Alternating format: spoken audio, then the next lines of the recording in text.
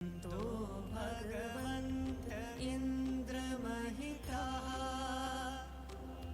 सिद्धाश्च सिद्धेश्वरा आचार्यः जिनशासनोन्नतिकरा पूज्या उपाध्यायका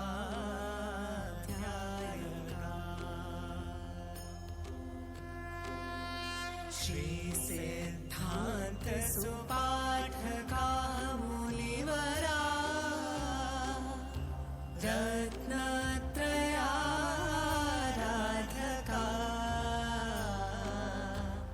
पञ्चैते परमेष्ठिनः प्रतिदिनं कुर्वन्तु ते मङ्गलम्। पूज्य परम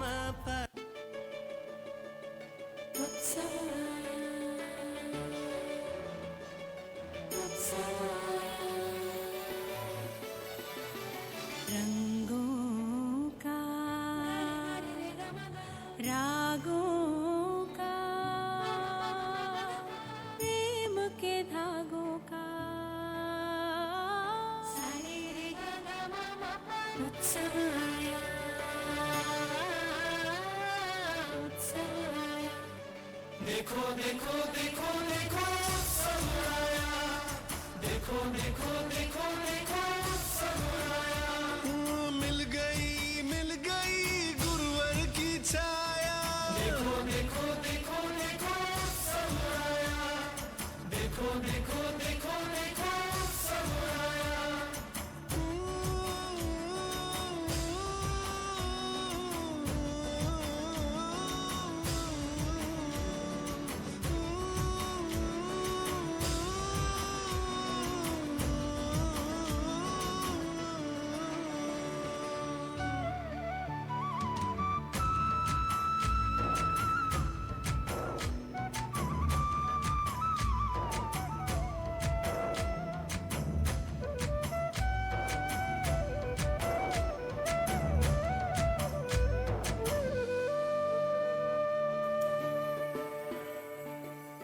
रोशनाई है जीवन में,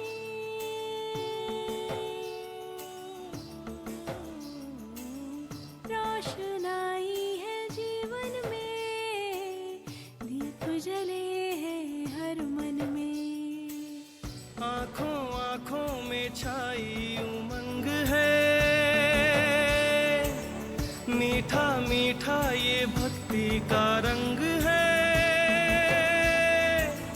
आँखों आँखों में छाई उमंग है, मीठा मीठा ये भक्ति का रंग है। सूरी सहेली गुरुवर ने प्यार का अमृत बरसाया।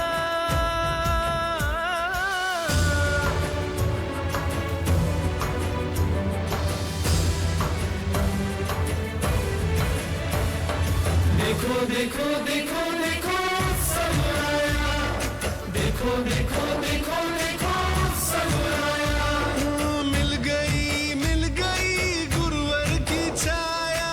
देखो देखो देखो देखो उत्सव आया, देखो देखो देखो देखो उत्सव आया।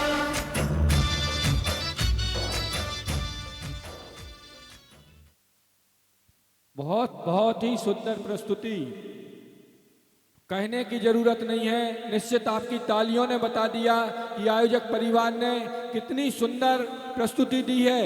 इस प्रस्तुति की खास बात देखिए।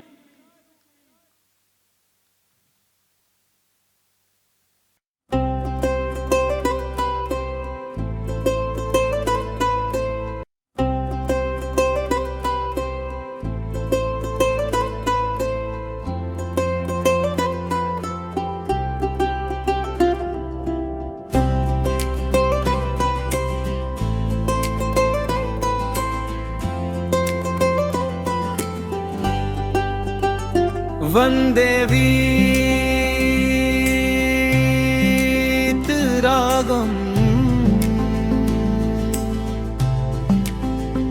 वंदे अरिहन्तम्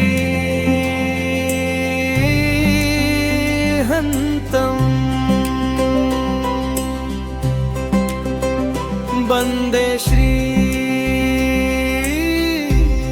गुरुतारणम्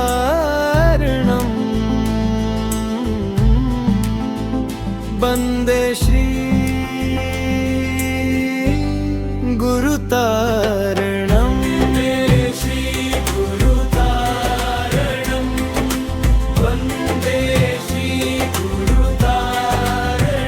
मंच की ये है पावन बेला, मन में उजला दीप जले, श्रद्धा से सिर झुका कहे प्रभु चरणों में मन ढले। वंदे श्री गुरुतारणम्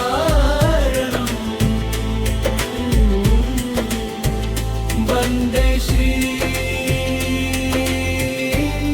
गुरुतारणम् वंदे श्री गुरुतारणम् वंदे श्री गुरुतारणम्। श्रद्धा में खड़ा है श्रेणिक उत्तर की राह तके, महावीर वाणी बरसे अंतर का अंधकार मिटे। वंदे श्री गुरुतारणम्। चरण उठा नर्तन जागे, भाव तरंगे तन में आए, नाम जपे श्वास थमे, मन प्रभु में ही समाए। वंदे श्री गुरुतारणम्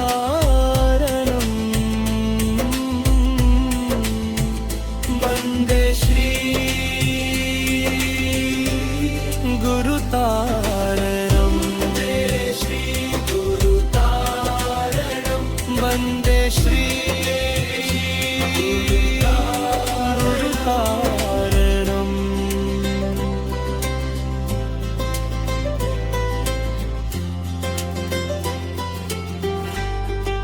आप सभी को पथरिया नाट्य मंडल की ओर से जय तारातरण। जैसा कि अभी थोड़ी देर पहले नंदन भैया ने हमें बताया था कि मंदिर विधि में हम राजा श्रेणिक के बारे में जो पढ़ते हैं, और आखिर राजा श्रेणिक का ही क्यों पढ़ा जाता है, क्योंकि तीर्थंकर तो 24 होने हैं, लेकिन हम राजा श्रेणिक के बारे में इतना क्यों पढ़ते हैं मंदिर विधि में, उसी के लिए आज ये नाटिका यहाँ पर रखी गई है। और इस नाटिका के लिए हम आयोजक परिवार का साहृदय से धन्यवाद करते हैं कि आपने हमें ये मौका दिया, ये मंच दिया। समस्त नाट्य मंडल आपका आभारी है। देखिए, राजा श्रेणिक रानी चेलना आप सभी जानते हैं कि महावीर स्वामी के गृहस्थ में मौसी लगती थी, तो इसलिए उनका झुकाव जैन धर्म की ओर पहले से ही था, परंतु राजा श्रेणिक का नहीं था। तो राजा श्रेणिक को आखिर ऐसा क्या हुआ कि वो जैन धर्म के लिए इतने श्रद्धावान हो गए और उन्हें तीर्थंकर के लिए वो और आगामी चौथे काल में वह प्रथम तीर्थंकर भी होंगे। यह नाटिका शायद आपको मनोरंजन बिल्कुल ना दे, लेकिन आत्मचिंतन जरूर देगी कि कैसे हम राजा श्रेणिक के जीवन से शिक्षा प्राप्त करके अपना जीवन जैन धर्म के प्रति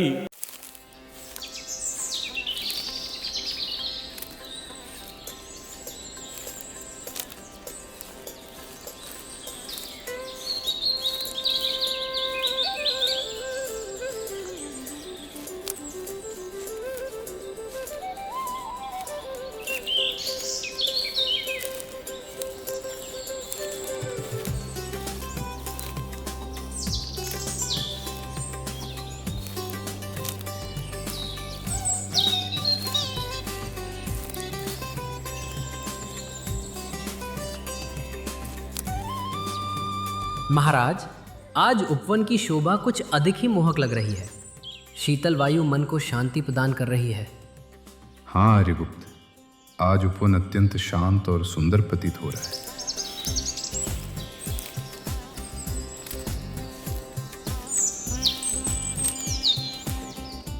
ठहरिए आर्यगुप्त, ठहरिए।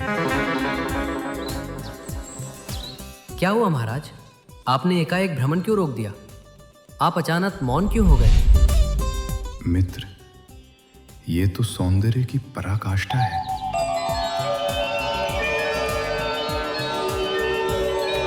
मैंने आज तक राजगृह में ऐसा अनुपम रूप नहीं देखा। अब मैं समझ गया महाराज। वो लिच्छवी नरेश चेटक की पुत्री राजकुमारी चेलना है। वैशाली से यहाँ पधारी है। राजकुमारी, यह रूप, यह लावण्य, मानो स्वर्ग की कोई अप्सरा पृथ्वी पर उतर आई हो। अनमोल रत्न और संपदा भी इनके सौंदर्य के आगे फीकी लगती हैं। मित्र, मैं इन पर मोहित हो गया हूं। महाराज, मैं आपके भावों को पूर्णतः समझता हूँ। सत्य है कि राजकुमारी चेलना विलक्षण रूपवती है, परंतु स्मरण रहे, वो लिच्छवी नरेश की पुत्री हैं और वैशाली तथा मगध के संबंध अभी पूर्णतः सौहार्दपूर्ण नहीं है। राजनीति सौहार्द? मेरा हृदय उन्हें चाहता है।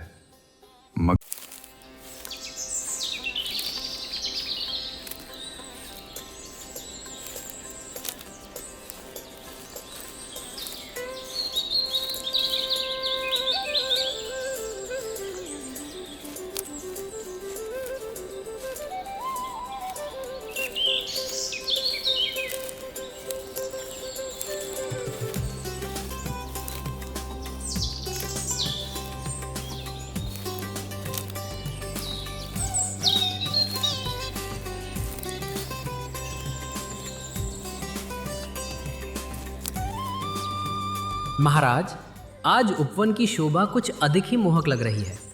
शीतल वायु मन को शांति प्रदान कर रही है। हाँ आर्यगुप्त, आज उपवन अत्यंत शांत और सुंदर प्रतीत हो रहा है।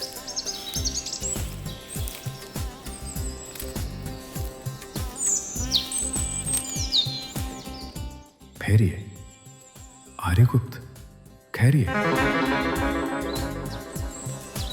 क्या हुआ महाराज? आपने एकाएक भ्रमण क्यों रोक दिया? आप अचानक मौन क्यों हो गए? मित्र, ये तो सौंदर्य की पराकाष्ठा है।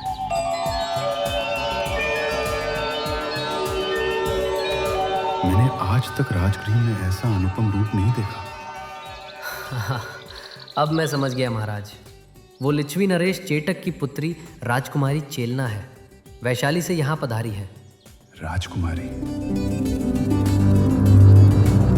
यह रूप, यह लावण्य, मानो स्वर्ग। आओ पुत्र अभय कुमार। प्रणाम पिताश्री। खुश रहो पुत्र अभय कुमार। अभय कुमार, मुझे तुम्हारी बुद्धिमत्ता और निष्ठा पर अटूट विश्वास है। तुमने सुना होगा, आज मैंने वैशाली की राजकुमारी चेलना को देखा है। हाँ पिताश्री, आर्यगुप्त ने मुझे सब बता दिया है। उन्होंने वैशाली और मगध के बीच संभावित गठजोड़ की बात भी बताई। रानी चेलना धर्मपरायण और स्वाभिमानी है। गठजोड़, कूटनीति, अब मुझे इसमें समय नहीं लगाना है। मेरा हृदय अशांत है। मैं एक क्षण भी उनके बिना नहीं रह सकता। मुझे हर हाल में चेलना चाहिए, और वह भी शीघ्र। महाराज, कृपया शांत हो जाइए। मैं आपकी व्याकुलता भली भांति समझता हूं, परंतु बलपूर्वक कोई भी कार्य करने से मगध और वैशाली के मध्य घोर युद्ध छिड़ सकता है। यह किसी भी प्रकार से उचित नहीं होगा महाराज। अभय, युद्ध की चिंता तुम मत करो। मगध की सेना किसी भी चुनौती के लिए तैयार है। मैं तुम्हें आदेश देता हूं, अपनी बुद्धि और कौशल का पूर्ण प्रयोग करो। तुम्हें चेलना का हरण करके उसे राजगृह लाना ही होगा।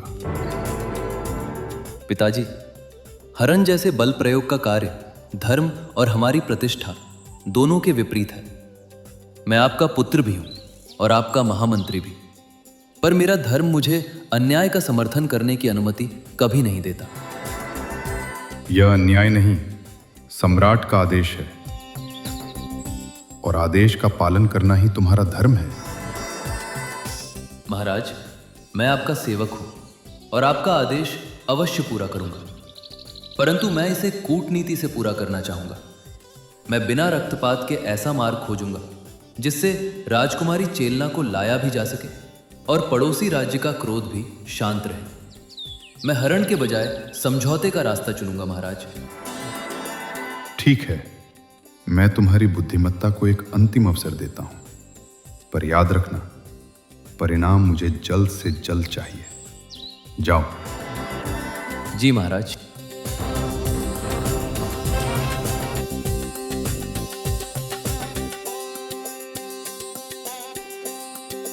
तो जैसा कि आपने देखा पहले दृश्य में कि मगध के राजा श्रेणिक, जिनके बल का कोई सानी नहीं था, अगर वो चाहते तो वो युद्ध करके भी रानी चेलना को जीतने का प्रयास करते, लेकिन एक राजा भी इंसानी होता है और वह प्रेम में टूट जाता है और वह किसी भी प्रकार से रानी चेलना को पाना चाहता है, जिसके लिए उनके मंत्री उन्हें सलाह देते हैं कि आप कोई कूटनीति अपनाइए, और इस काम के लिए वो चुनते हैं अभय कुमार को। अभय कुमार राजा श्रेणिक के ज्येष्ठ पुत्र हैं और वह धर्मनिष्ठ, सरल और शांत स्वभाव के हैं। तो अब देखिए अभय कुमार क्या करते हैं, वो कैसे रानी चेलना को मनाते हैं। प्रस्तुत है अगला दृश्य।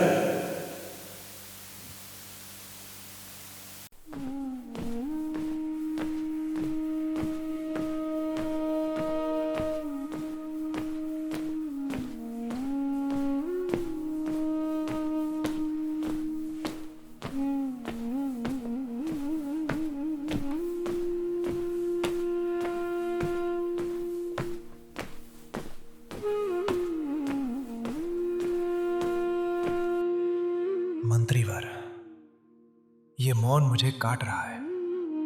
वैशाली से अभी तक कोई संकेत क्यों नहीं आया? महाराज, राजकुमार अभय कुमार रानी चेलना को लेने वैशाली गए हैं।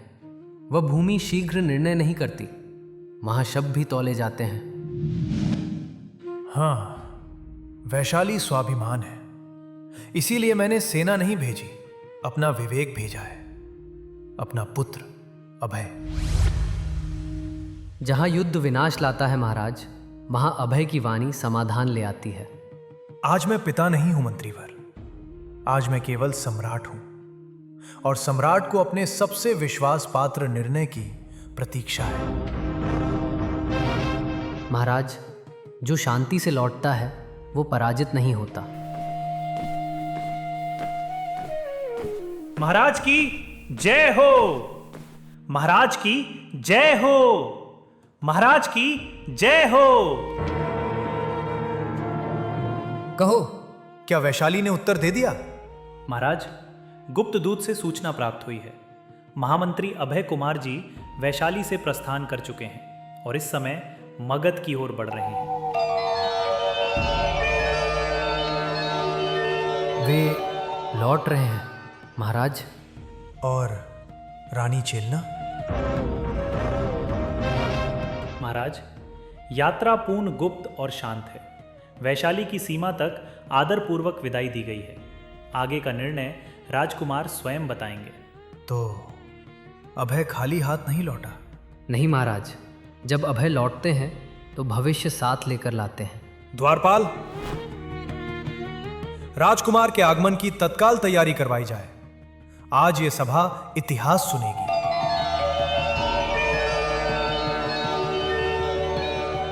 जो आज्ञा महाराज। जो निर्णय वैशाली में हुआ है वही आज मगध की दिशा तय करेगा। वैशाली का विनाश या विकास।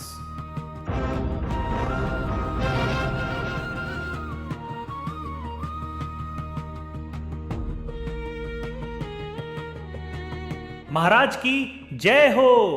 राजकुमार अभय कुमार सभा में पधार रहे हैं।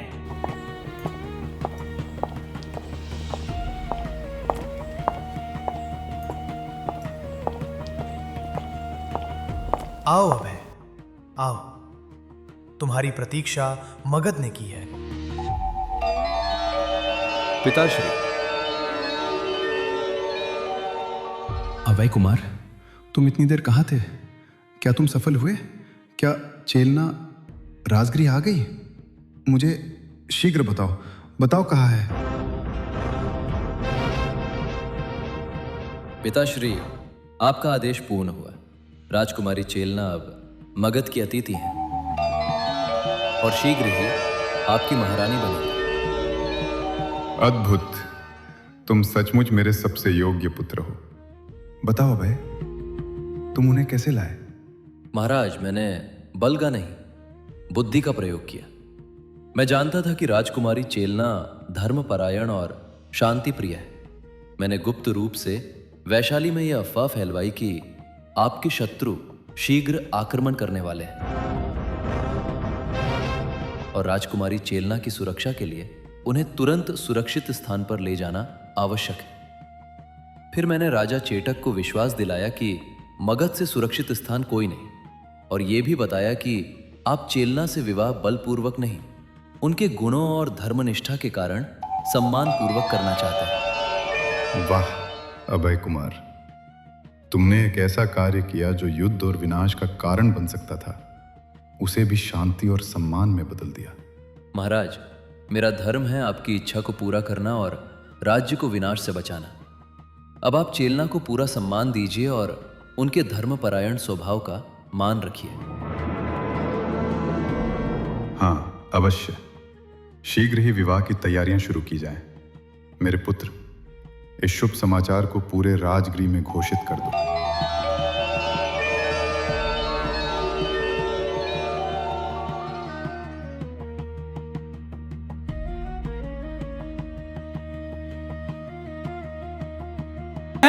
देखो सारी नगरिया बनी है दुल्हनिया, हो देखो सारी निसई जी बनी है दुल्हनिया।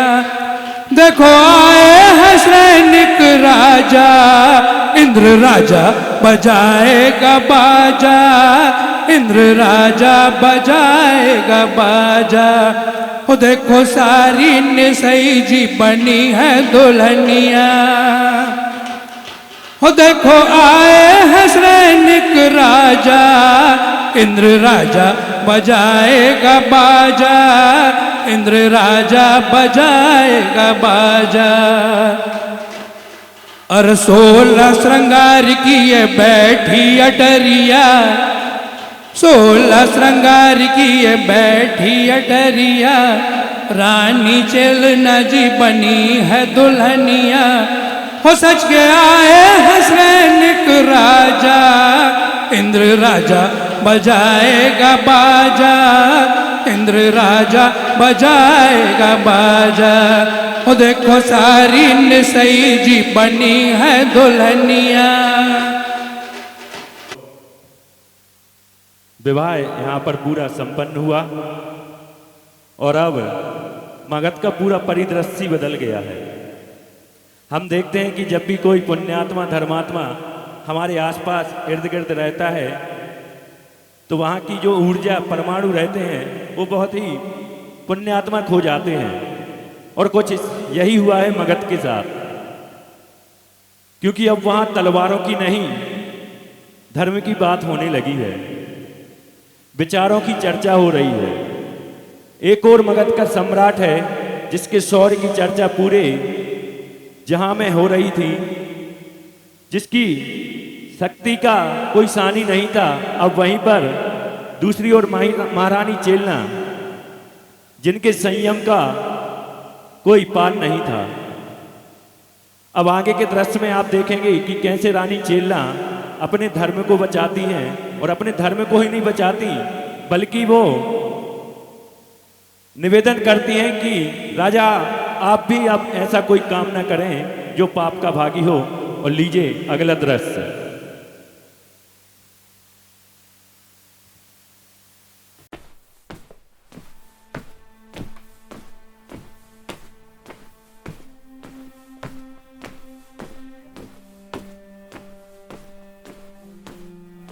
क्या हुआ प्रिया? आज आप बहुत चिंतित दिखाई दे रही हैं। अगर कोई परेशानी है तो आप हमें बता सकती हैं। स्वामी, आप बौद्ध धर्म को मानते हैं और मैं जैन धर्म को। इसी कारण मेरा मन विचलित है।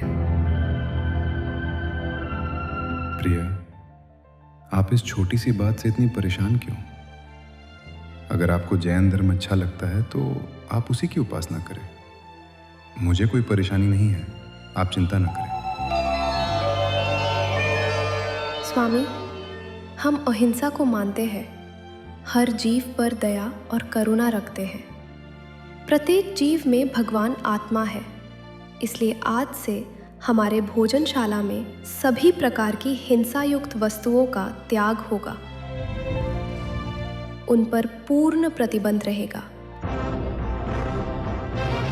ठीक है महारानी जी, आपकी ये बात भी स्वीकार है। हम तुरंत मंत्री जी से इसके लिए आदेश दिलवाते हैं। स्वामी, आप भी अब शिकार खेलने नहीं जाएंगे। मनोरंजन के लिए जीव को मारना पाप है। ये आप क्या कह रही हैं महारानी? शिकार खेलना सम्राटों की पहचान होता है। सम्राट की पहचान शिकार खेलना नहीं होती। सम्राट की पहचान होती है उनकी प्रजा का जीवन सुखमय हो, धर्ममय हो, किसी भी जीव पर अत्याचार न हो। बिना कारण किसी जीव को मारना गलत है। सम्राट के लिए मनुष्य और पशु दोनों पर समान दया रखनी चाहिए। यही जैन धर्म है। हम आपके शब्दों से प्रभावित हुए प्रिय। आज मैं नियम लेता हूं, इस राज्य में शिकार खेलने पर पूर्ण प्रतिबंध होगा।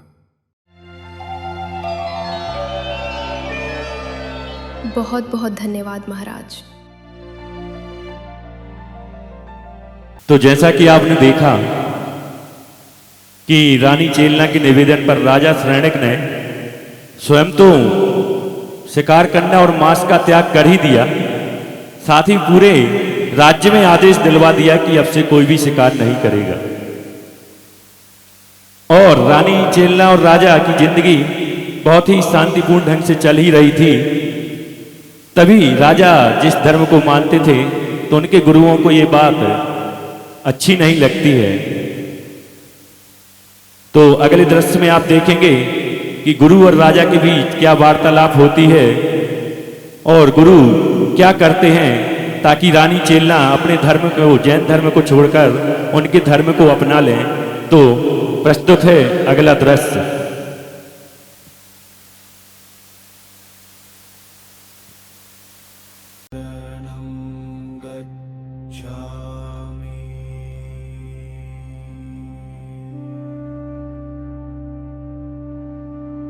प्रणाम गुरुदेव।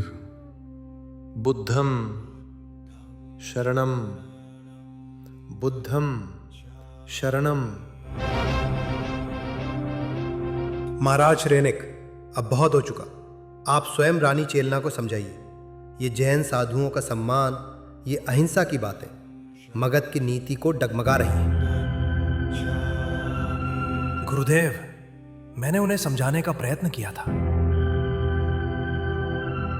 तो फिर राजा का आदेश क्या निष्फल हो गया? नहीं, पर रानी चेलना केवल मेरी पत्नी नहीं है, वो अपने धर्म में अडिग है। जिस आस्था में उन्होंने शरण ली है, वहां मेरा आदेश भी असहाय हो जाता है। तो क्या मगध की सत्ता एक स्त्री के संकल्प के आगे झुक जाएगी? नहीं, पर यह भी सत्य है गुरुदेव, रानी चेलना को अब मैं नहीं, आप ही समझा सकते हैं। राजन, चिंता मत कीजिए, रानी चेलना को मैं समझा दूंगा।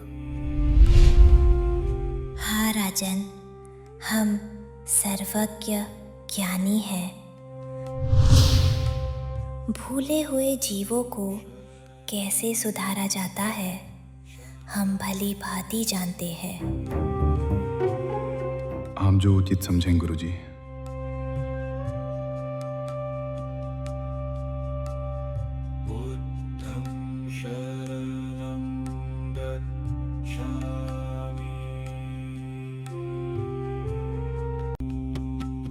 रानी चेलना, ये हमने क्या सुना है? तुम जैन धर्म को मानती हो और बौद्ध धर्म से घृणा करती हो। अरे जैन धर्म में है ही क्या, नग्न घूमकर कोई मोक्ष प्राप्त नहीं करता। ऐसा करने से अगले जन्म में भी दुख ही दुख भोगना पड़ता है। हमारा धर्म देखो, इस जन्म में भी सुख, शांति और अगले जन्म में सुख ही सुख। इसका क्या प्रमाण है कि जैन मुनि दुखी जन्म पाते हैं और आपके अनुयायी सुखी? कहाँ है आपका प्रमाण गुरुजी? हम सर्वज्ञ ज्ञाता हैं। हम जानते हैं किसका क्या होना है। अच्छा, यदि आप सचमुच सर्वज्ञ हैं, तो मैं आपको कल भोजन का निमंत्रण देती हूँ। और यदि आपकी बात सिद्ध हो गई, मैं बौद्ध धर्म स्वीकार कर लूंगी। ठीक है, हम कल भोजन के लिए आएंगे।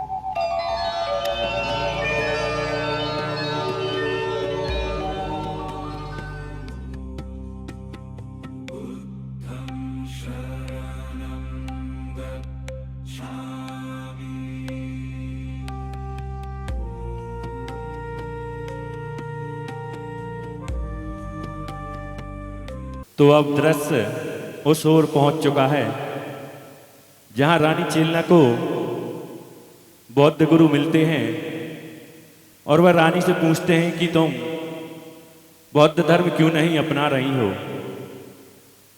तब रानी अपने धर्म को बचाने के लिए ऐसा क्या कर रही हैं कि वो भोजन के लिए आमंत्रित तो कर लेती हैं, लेकिन भोजन के बाद उनके लिए क्या बौद्ध धर्म अपनाना पड़ेगा। तो लीजिए, प्रस्तुत है अगला दृश्य।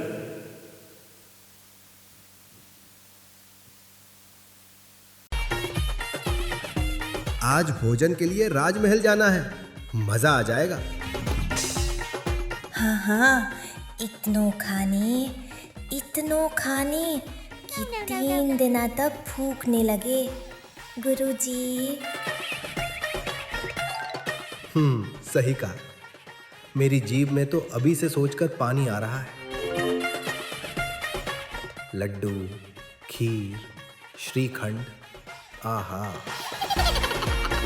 और गुरुजी, बेसन के लड्डू, छाछ, मजा आ जाने सही में। जल्दी चलो, जल्दी। बुद्धम शरणम, बुद्धम शरणम, बुद्धम शरणम।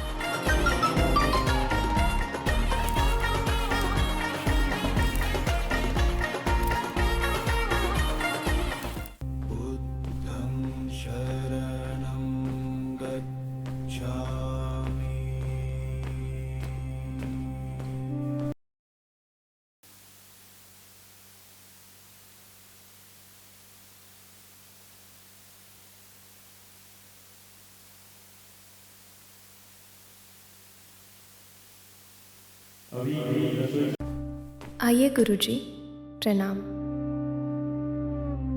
बुद्धम शरणम, बुद्धम शरणम। आइए, भोजनशाला में प्रवेश कीजिए। अवश्य। दासी, जाओ और गुरुओं के एक एक पांव की चरण पादुका ले आओ और उसे पीसकर छाछ में मिला दो।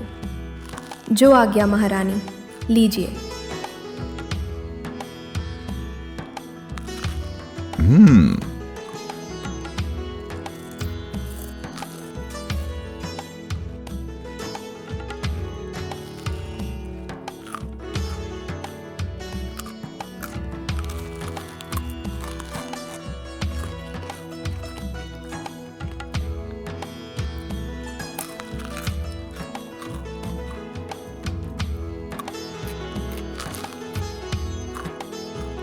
लीजिए गुरुजी, छाछ ग्रहण कीजिए।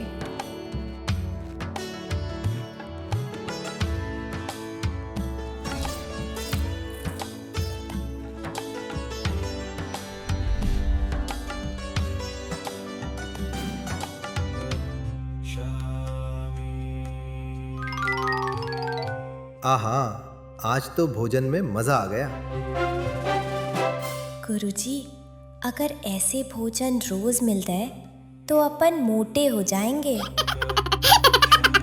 चुप रहो, रानी सुन लेगी। हाओ गुरुजी, हाओ।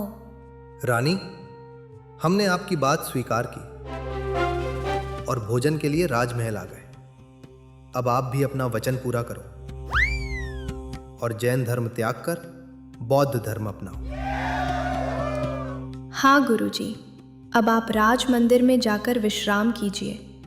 मैं वहीं आकर बौद्ध धर्म स्वीकार करूंगी। ठीक है। अरे, हमारे चरण पादुका कहाँ है? अरे गुरुजी, कोई पैर तो नहीं गो? चरण पादुका मंदिरों से चोरी होती है, राजमहल से नहीं। जल्दी बताओ, कहाँ है चरण पादुका? चरण पादुका आपके पास ही है गुरुजी। हमारे पास? कहाँ है हमारे पास रानी? स्पष्ट बताओ। आप तो सर्वज्ञ ज्ञाता है गुरुजी, आप ही बताइए, आपकी चरण पादुका कहाँ है? सर्वज्ञ ज्ञाता हैं, पर हम अपना ज्ञान चरण पादुका ढूंढने में नहीं लगाते। शीघ्र बताओ, हमें अपने मठ भी जाना है।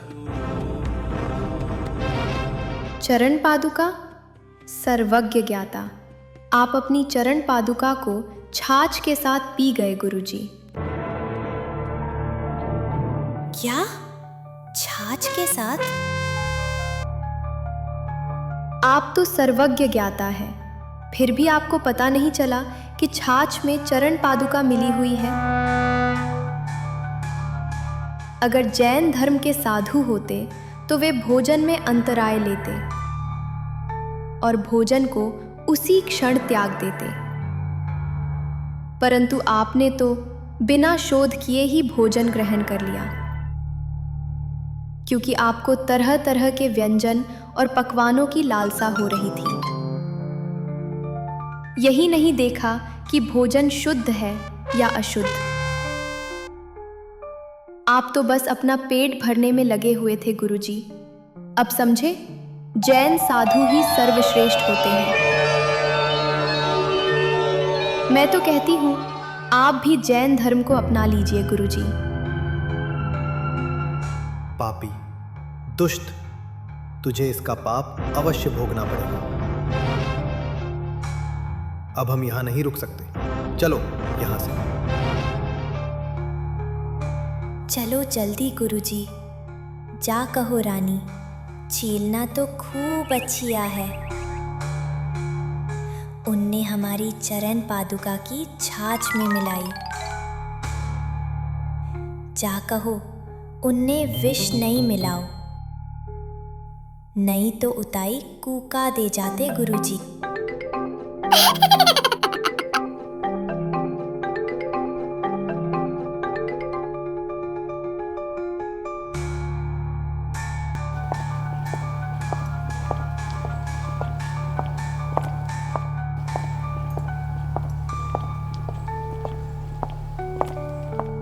रानी, ये मैं क्या सुन रहा हूं?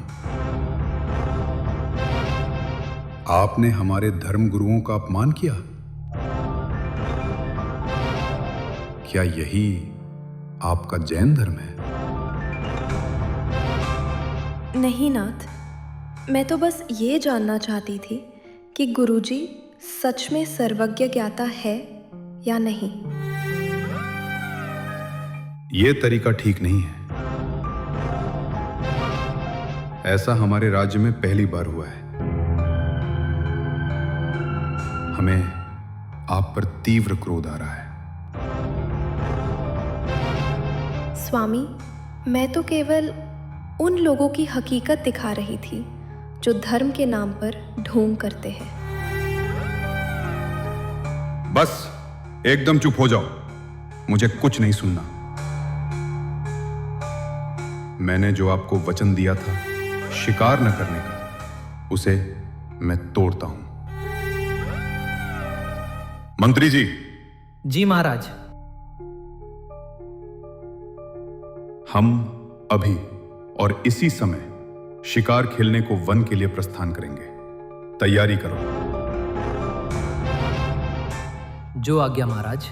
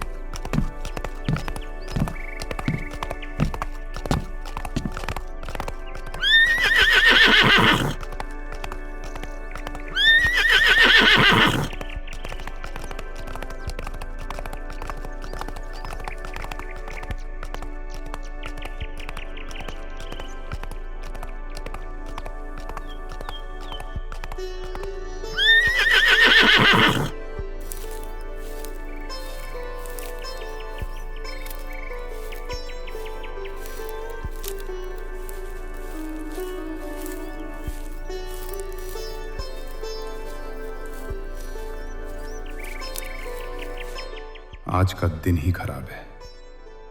आज तो कोई शिकार ही नहीं मिला।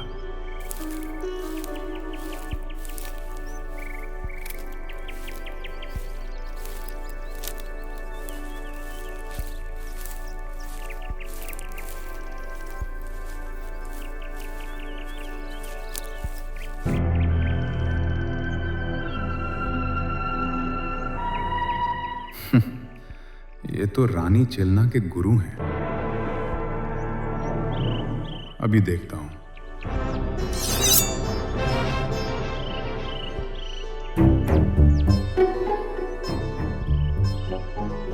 रुक जाइए महाराज। अगर आज आप इन्हें मार देंगे तो लोगों की आस्था जैन धर्म पर और बढ़ जाएगी।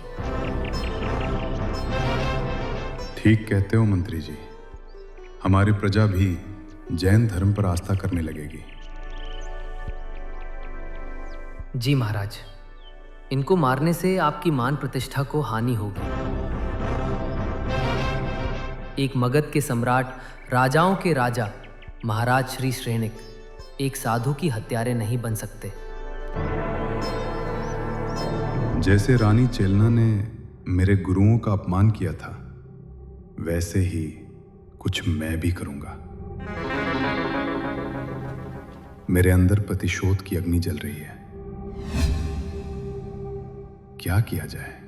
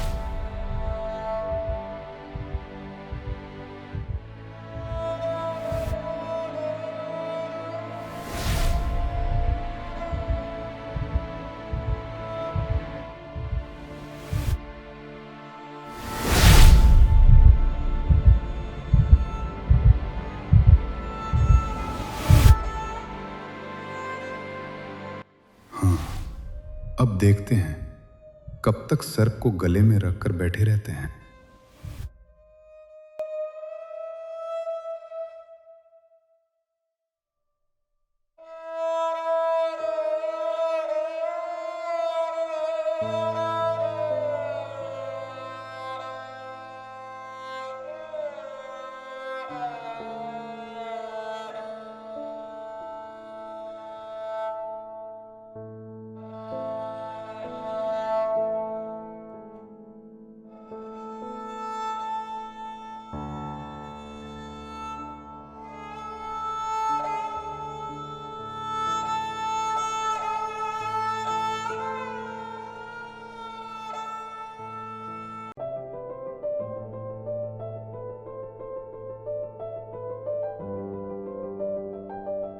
रानी चेलना,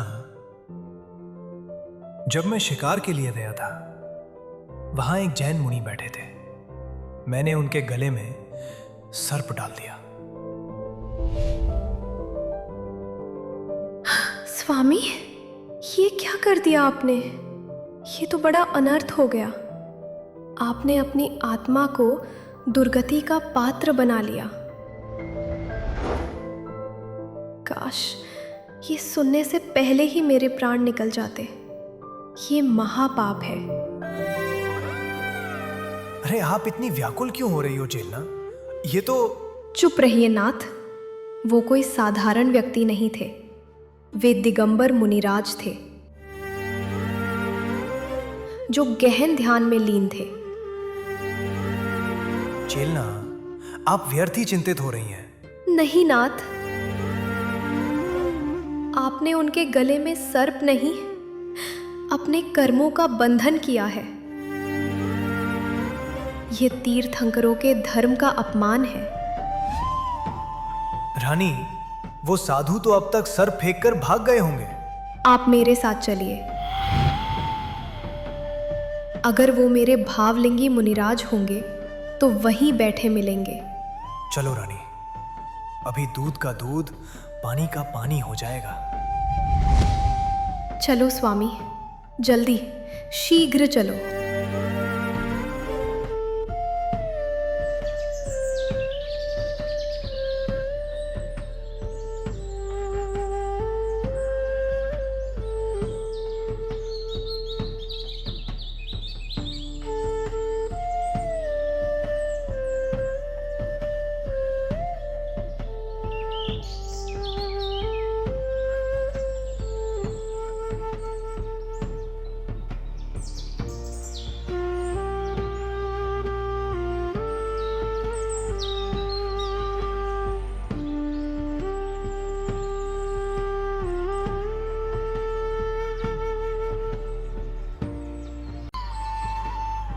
नाथ, देखिए, मुनिराज अभी भी ध्यान में लीन है।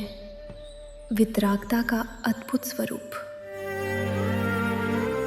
हाय, मैं कितना अभागा हूं। मैंने किस महान आत्मा का अपमान कर दिया। सर्प अभी भी उनके गले में लिपटा है। उन्होंने मुझे श्राप भी नहीं दिया। मैंने क्या कर दिया?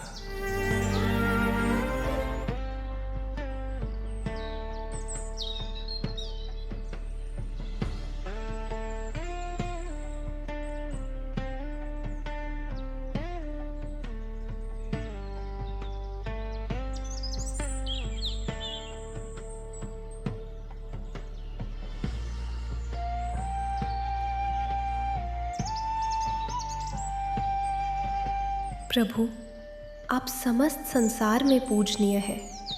आपकी दृष्टि में शत्रु और मित्र एक समान है। आप जीवों के कल्याणकारी हो। आप राग द्वेष रहित हो। इस पाप के लिए क्षमा करें, क्षमा करें। क्षमा करो, क्षमा करो, कृपा करो मुनिराज। मैं अज्ञानी हूं। अहंकार में अंधा होकर मैं आपको पहचान नहीं पाया। मैंने घोर पाप किया है। मैं आपसे दंडित करने की भीख मांगता हूं। आप मुझे दंड दें ताकि मेरा पाप कर्म कट सके। आप दोनों को धर्म वृद्धि हो। धर्म वृद्धि हो।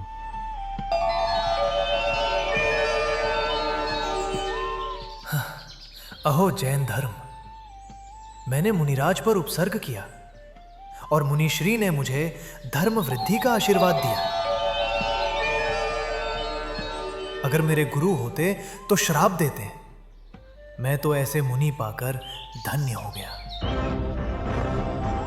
स्वामी, यह जैन मुनि है, परम विहरागी। इनके लिए मित्र और शत्रु एक समान है। यह सब पर दया और करुणा रखते हैं। ऐसे मुनिराज के चरणों में मैं अपना सर काटकर अपने पाप का प्रायश्चित करना चाहता हूं। राजन, तुम्हें ऐसे विचार नहीं करने चाहिए। आत्महत्या से पाप का नाश नहीं होता, बल्कि घोर पाप का बंध होता है। ऐसे विचार इस जीव को नरक गति का पात्र बना सकते हैं, जहां अनंतम दुख ही दुख होते हैं। धन्य हैं आप मुनिवर। आपने मेरे मन की बात कैसे जान ली? स्वामी, मुनिराज ने अपने परम पवित्र ज्ञान से यह बात जान ली। हे महामुनि, हे करुणा के सागर, हे दयानिधि, मैं आपसे जानना चाहता हूं, मैं कौन हूं और मेरा क्या होगा? मेरे द्वारा किए गए इन महापापों का क्या होगा? राजन, तुम सुमित्रा का जीव हो और तुम्हारा मित्र सुमेन रानी चेलना के गर्भ में है। वह कुनक नाम का धारक होगा और पूर्व जन्म के कवेर के कारण वह तुम्हारा सदा शत्रु रहेगा। धन्य है आप, ज्ञान दिवाकर।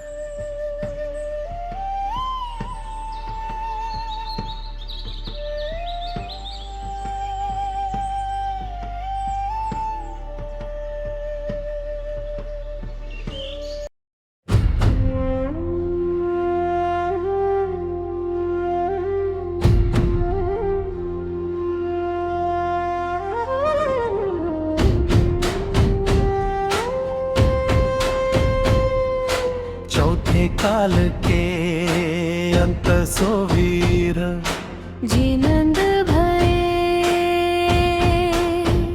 समव शरण के हेतु सो विपुला चल गए। है अचरज अति पुण्य बेला, देखो देखो दृश्य निराला, दशा में रस बरसे मंगल स्वर वीर छाया, उपरनाद बसो मन आनंद भये, शत्रु तो फूले फूल सो अचरज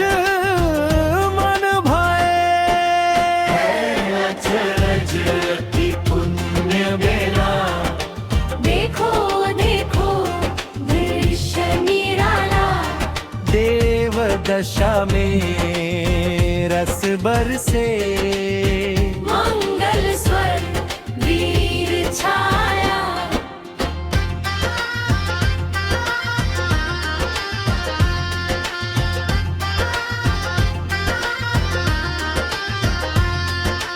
उपवन लियो है विश्राम, माली ने सुध लही,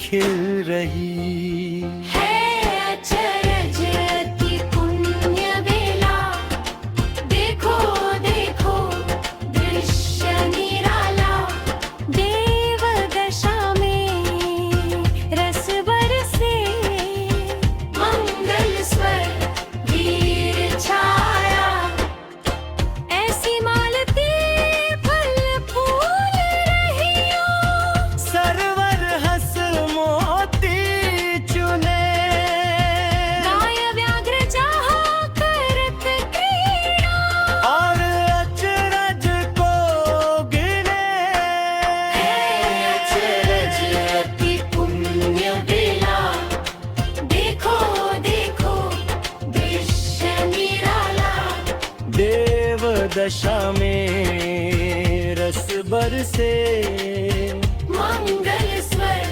वीर छाया।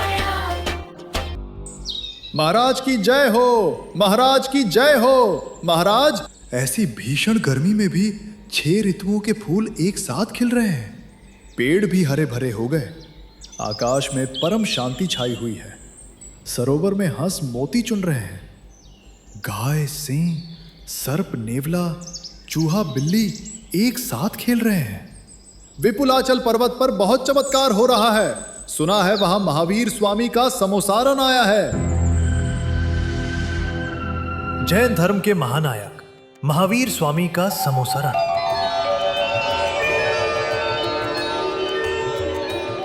मंत्री जी, जाओ और रानी चेलना को बुला कर लाओ। जी महाराज।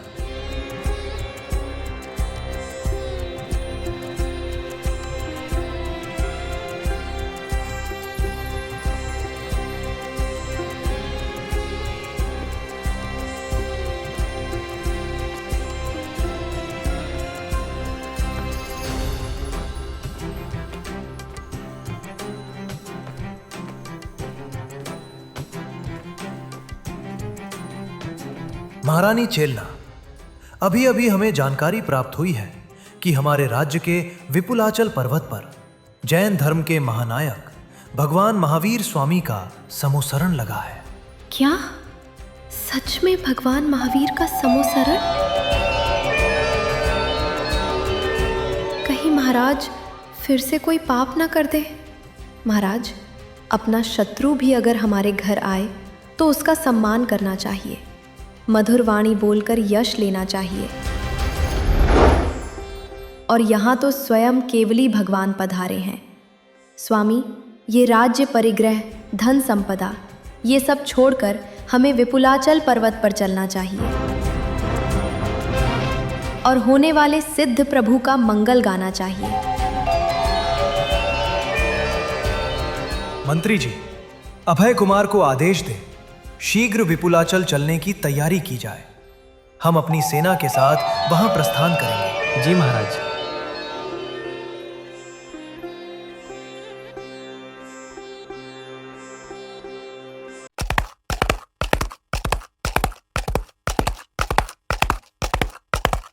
सारथी, रथ को यहीं रोक दो और आगे एक भी चक्र ना बढ़े। यहां से मैं पैदल जाऊंगा।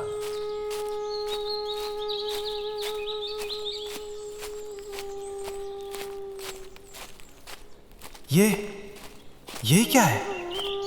मैंने राज दरबारों की भव्यता देखी है, मैंने विजय के उत्सव देखे, पर ऐसा वैभव, ऐसा तेज, ऐसी शांति, न ढोल, न नगाड़े, न घोषणाएं, फिर भी तीनों लोग यहां उपस्थित प्रतीत होते हैं। आकाश, ये आकाश भी आज अलग चमक रहा है। वायु मानो चरणों को स्पर्श करके बह रही है। ये समोसरण नहीं, ये तो जीवंत चमत्कार है। देवगण पुष्प वर्षा कर रहे हैं। इंद्र स्वयं यहां सेवक बनकर खड़े हैं। 100 इंद्र, और वे सभी नतमस्तक। और मैं स्वयं को मगध का महान सम्राट समझता था।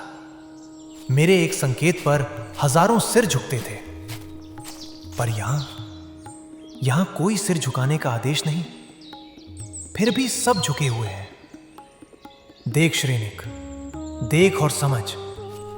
गाय सिंह के पास खड़ी है, सर्प नेवले के सान्निध्य में है, बिल्ली चूहे के साथ निर्भय होकर क्रीड़ा कर रही है। ये कैसी शक्ति है जो शत्रुता को लज्जित कर दे? यदि अहिंसा का ऐसा साम्राज्य संभव है, तो फिर तेरे साम्राज्य में रक्त क्यों बहा?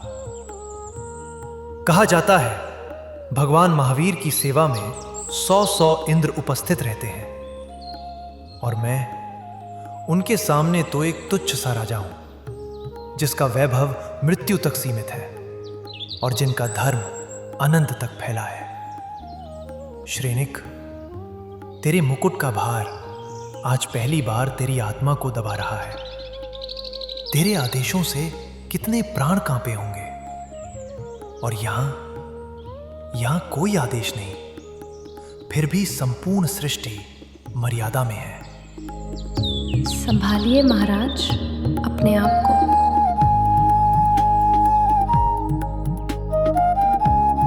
तो फिर समझ, राजा वो नहीं जिससे लोग डरें, राजा वो है जिसके सामने अहंकार डर जाए। आज श्रेनिक राजा बनकर नहीं आया है, आज वो एक भटका हुआ जीव है जो सत्य के द्वार पर कांपते चरणों से खड़ा है। महाराज, आपका मुकुट संभालिए महाराज।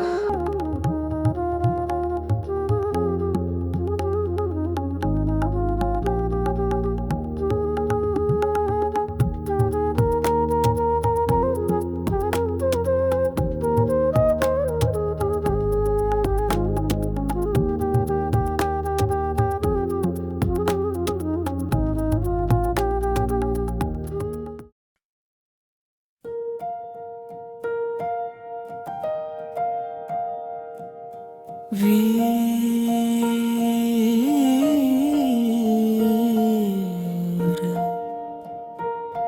महारा वीर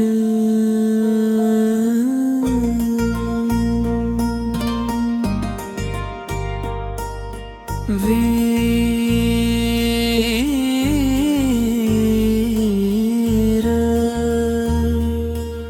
महावीर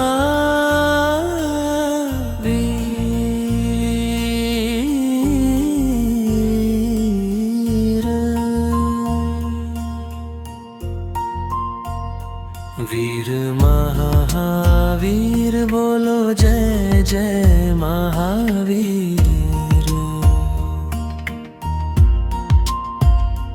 वीर महावीर बोलो जय जय महावीर।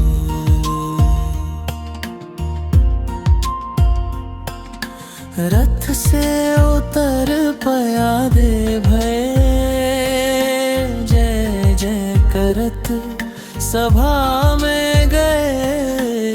जब जिनेंद्र देखे चितलाए, जन्म जन्म के पाप नशाए।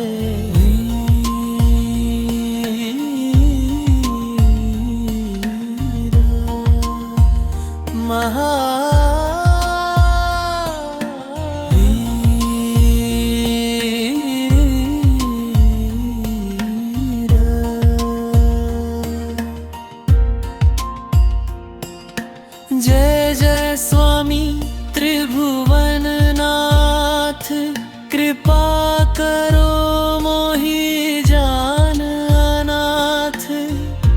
हो अनाथ भटको संसार, भ्रमतन कभू न पायो पार।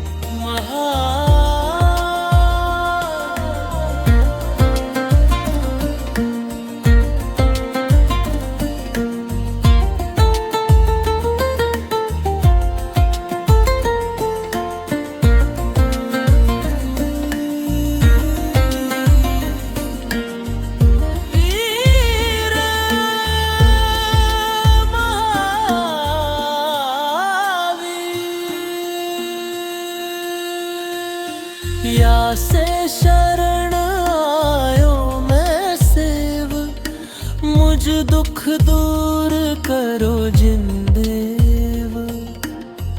कर्म निकंदन महिमा सार, अशरण शरण सुयश विस्तार।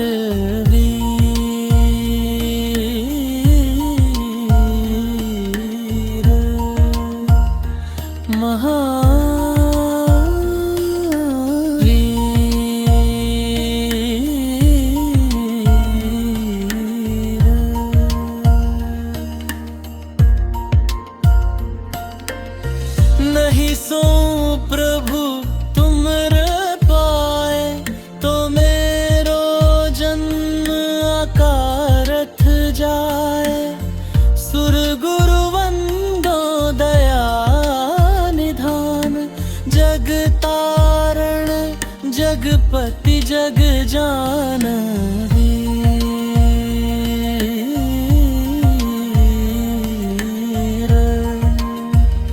महावीर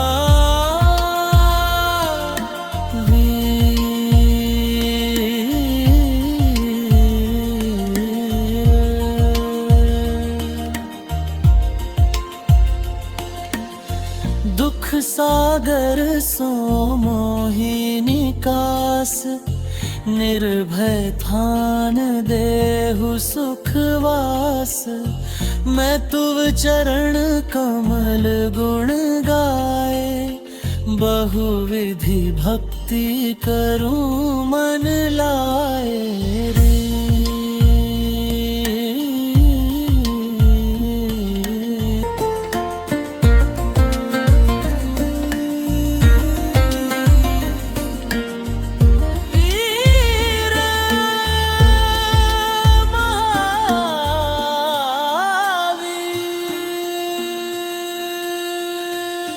या से शरण आयो मैं सेव मुझ दुख दूर करो जिन देव कर्म निकंदन महिमा सार अशरण शरण सुयश विस्तार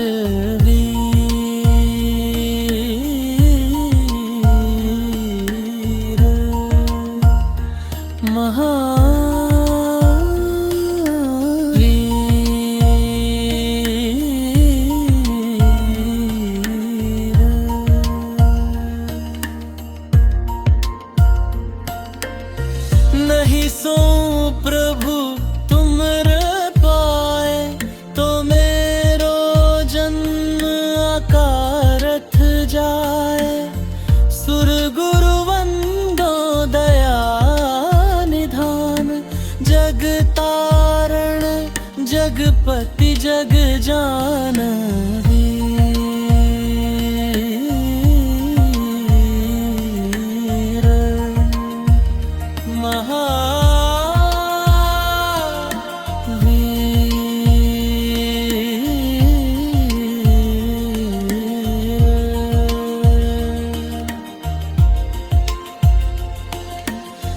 दुख सागर सो मोहि निकास निर्भय थान देहु सुखवास मैं तुव चरण कमल गुण गाए बहुविधि भक्ति करूं मन लाए रे।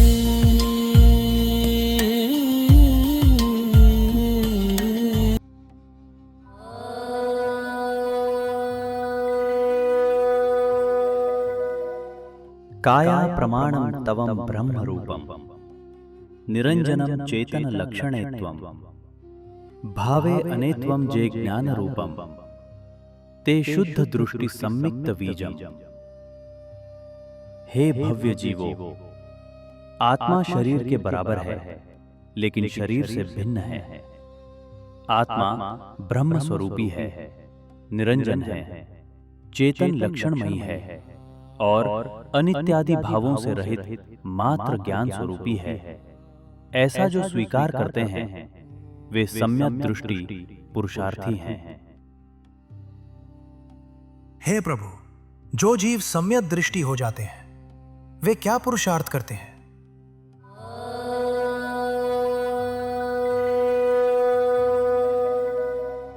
देवं गुरम शास्त्र गुणानि नेत्वं सिद्धम गुणम सुलहकारनेत्वं धर्म गुणम दर्शन ज्ञान चरणम मालाय गुथतम गुणस स्वरूपम।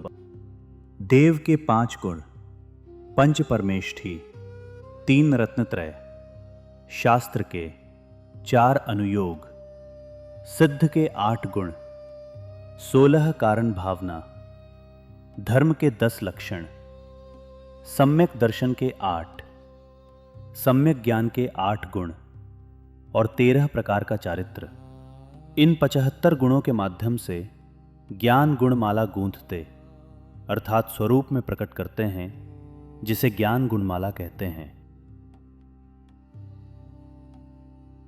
हे प्रभु, ये ज्ञान गुणमाला क्या होती है और उसे कैसे प्रकट किया जा सकता है?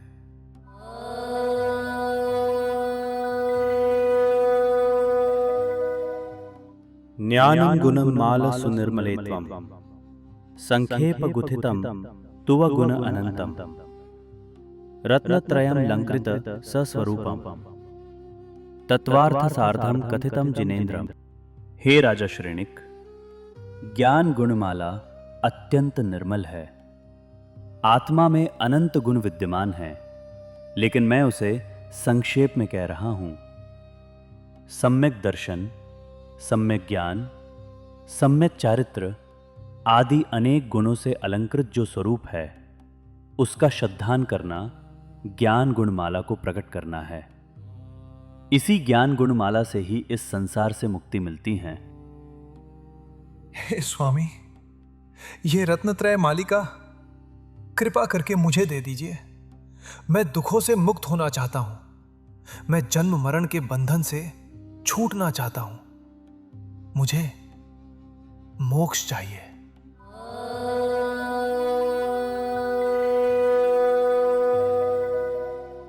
राजन, यह माला मांगने से नहीं मिलती।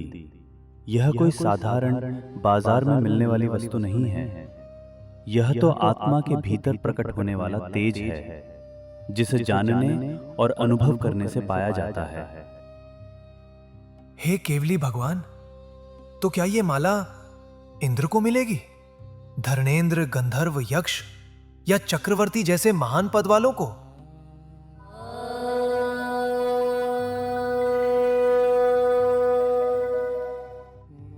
नहीं राजा, ऊंचा पद, राज्य, सत्ता आत्मा को ऊंचा नहीं बनाते। हे प्रभु, तो क्या ये माला धन से संपन्न लोगों को मिलेगी, या जिनके पास अनेक प्रकार के प्रकाशमयी रत्न हैं, या उन्हें जो सब सुख छोड़कर कठोर तप में लगे हैं?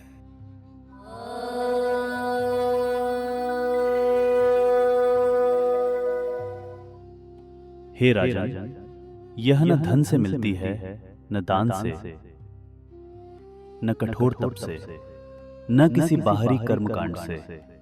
यह तभी मिलती है जब मन के भीतर सम्यक दर्शन, सम्यक ज्ञान और सम्यक चारित्र जाग जाते हैं।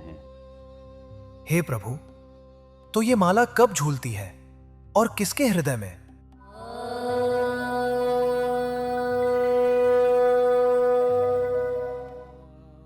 हे राजा श्रेणिक, जब जीव सही दृष्टि, सम्यक दर्शन, सही समझ, सम्यक ज्ञान और सही आचरण, सम्यक चारित्र धारण कर लेता है और निज शुद्ध आत्मा का अनुभव करने लगता है, तभी यह माला अपने आप हृदय में झूलने लगती है। हे केवली भगवान, निज शुद्ध आत्मा का अनुभव कैसे किया जाए? मैं अपनी आत्मा को कैसे पहचानूं?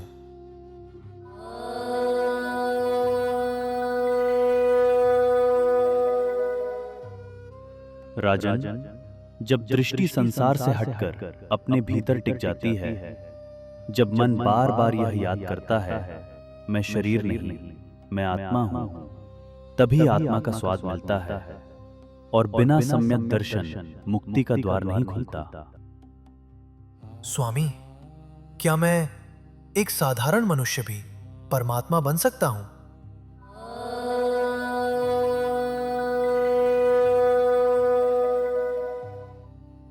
हाँ राजन, हाँ। हर जीव, मनुष्य, देव, नरकस्थ, तिर्यंच, सब यदि आत्मा को पहचान ले तो परमात्मा बन सकते हैं। हे राजा श्रेणिक, हे राजा श्रेणिक, हे राजा श्रेणिक, हे राजा श्रेणिक, तुम्हें क्षायिक सम्यक तो प्राप्त हो चुका है, अर्थात मोक्ष का मार्ग निश्चित है।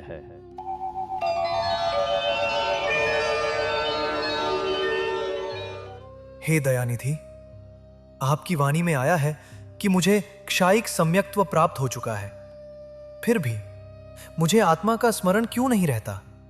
व्रत भावना क्यों नहीं उठती? मन इतनी जल्दी भटक क्यों जाता है? मैं स्थिर क्यों नहीं हो पाता?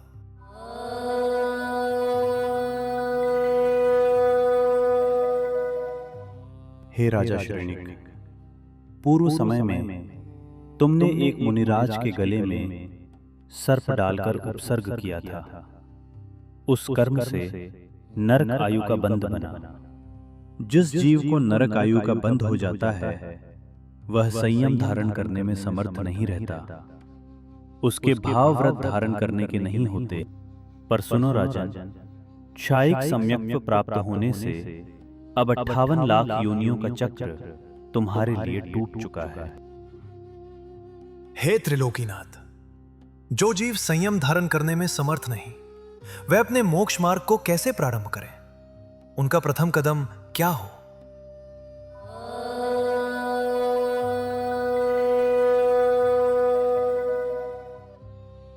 राजन, प्रथमं भावशुद्धं च अशुद्धं तिक्तपरांशम परिणाम बंध मुक्तम च उपभोगम तिक्तमनः सुतम।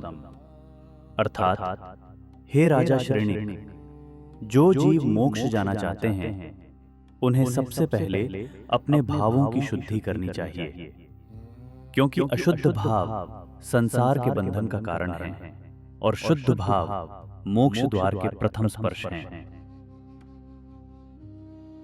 हे प्रभु, जीवों को मोक्ष जाने के लिए कौन सी भावना भानी चाहिए?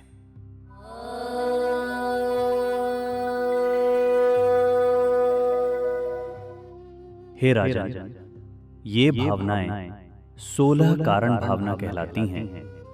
दर्शन विशुद्धि, विनय संपन्नता, शील व्रतेष्वनतिचार, अभीक्ष्ण ज्ञानोपयोग, संवेग, शक्तितस्त्याग, शक्तितस्तप, साधु समाधि, वैयावृत्तिकरण, अर्हत भक्ति, आचार्य भक्ति, बहुश्रुत भक्ति, प्रवचन भक्ति, आवश्यक परिहाणी, मार्ग प्रभावना और प्रवचन वत्सलत्व।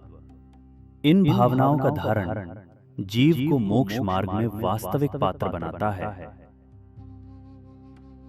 आहो, सम्यक दर्शन की महिमा जय हो, जय हो। दर्शन विशुद्धि की महिमा अद्भुत है। ऐसी महिमा प्राप्त करके जगत के जीव मोक्ष के मार्ग में अग्रसर क्यों नहीं हो जाते?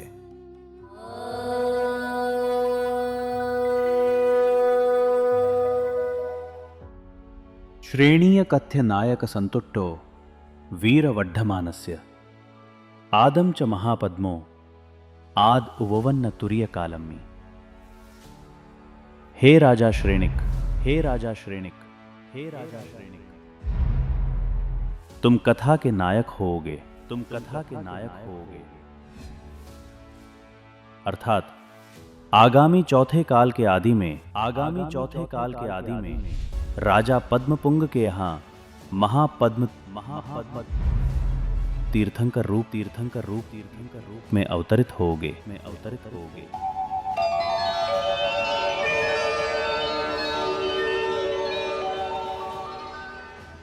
जय हो, जय हो, जय हो। जिनेश्वर के वचन, जिनेश्वर के वचन सत्य है, सत्य है, ध्रुव है, ध्रुव है, प्रमाण है, प्रमाण है। जय जय बोलिए, जय जय बोलिए, जय नमोस्तु, जय नमोस्तु, जय नमोस्तु।